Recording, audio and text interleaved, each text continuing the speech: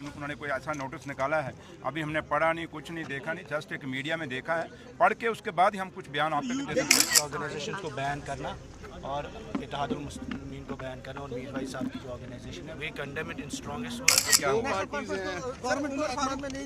उमर फारूक और अंसार अब्बास देखिए, जहाँ तक ताल्लुक है अंसारी अपना उमर साहब अभी पीछे उनको मिल के भी आए थे। अब क्या हुआ क्या नहीं हुआ ये तो बेटर अब वहाँ का जहाँ तक ताल्लुक है कि अब कुछ उन्होंने किया है, क्योंकि अभी मैं एक बात अगर वहाँ पे अगर कोई अभी उन्होंने कोई ऐसा नोटिस निकाला है, अभी हमने पढ़ा नहीं, कुछ नहीं देखा नहीं, जस्ट एक मीडिया में देखा है, पढ़ के उसके बाद ही हम कुछ बयान आप तक दे सकते हैं।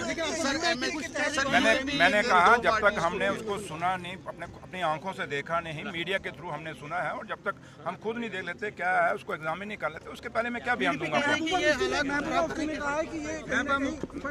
नायबा मुफ्ती जी क्या कहती हैं उन पे मैंने तो रिएक्ट नहीं करना। हम सरकार हैं, सरकार ने सोच के ही बोलना, वो कुछ भी बोल सकती हैं क्योंकि उनके पास अब बचा कुछ है नहीं, और सिर्फ अब वो अपनी सर्वाइवर की लड़ाई लड़ रही हैं और अपनी पार्टी को जिंदा करने की कोशिश कर रही हैं। और लेकिन वो कहें कि ऐसे ऊट पटांग बयान देने से वो सर्वाइव हो जाएगी पार्टी, द्वारा नहीं होगी। लोगों के मुद्दों से बात करनी पड़ेगी। रही जहाँ तक आप जो कह रहे हैं कि 2 आउटफिट जो कहीं बैन हुई है, जब तक हम खुद उसको देख लेते हैं, पढ़ नहीं लेते, हम कैसे आपको वहाँ रिएक्ट करेंगे?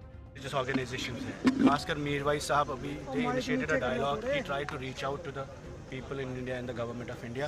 Unfortunately, the response should have been constructive. लेकिन उनकी ऑर्गेनाइजेशन को बैन करना और इत्तेहादुल मुस्लिमीन को बैन करना और मीर भाई साहब की जो ऑर्गेनाइजेशन है, which has a legacy in Jammu and Kashmir. This is not just choking the voices, political voices, but also breaking the socio-religious space in Jammu and Kashmir and creating a rift in Kashmir. I think we condemn it in strongest words, and we want that all parties, irrespective of their ideologies and political lines, should support and stand with Mir Bhai Sahab. Sir आपने कहा आप क्या house में भी ये बात उठाएंगे? कोशिश करेंगे, बट इट्स अनफॉर्चुनेट, मैं आपकी वसादत से भी बोलता हूँ कि मीर वाइज कश्मीर जो है वो सबसे मॉडरेट वाइज है जम्मू कश्मीर की, और उनकी ऑर्गेनाइजेशन को या इत्तेहादुल मुस्लिमीन जो है, these are 2 organisations which have served to the cause of fabric and harmony in Jammu and Kashmir.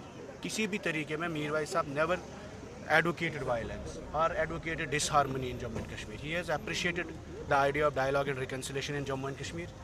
और response ये होना चाहिए, उन्होंने जो initiate की थी engagement, जो process उन्होंने recently engagement किया था वक्फ पे with the Parliament of India, that should have been responded and well received.